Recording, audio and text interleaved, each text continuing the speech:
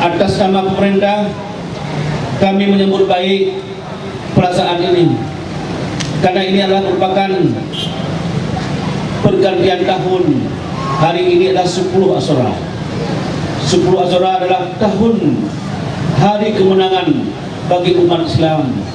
Hari ini Allah mentakdirkan pembunuhan Fir'aun ditenggelamkan. Inilah merupakan salah satu kebanggaan umat Islam, umat Muslim di seluruh dunia.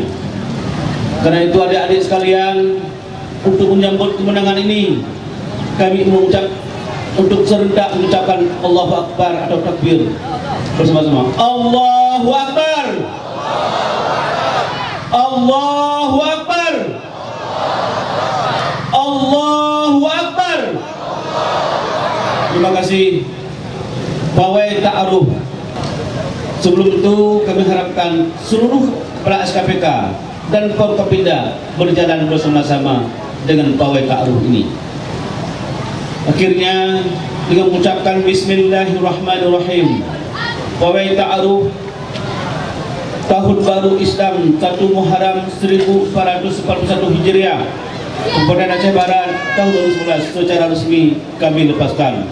Wabillahi taufiq wal hidayah. Assalamualaikum warahmatullahi wabarakatuh.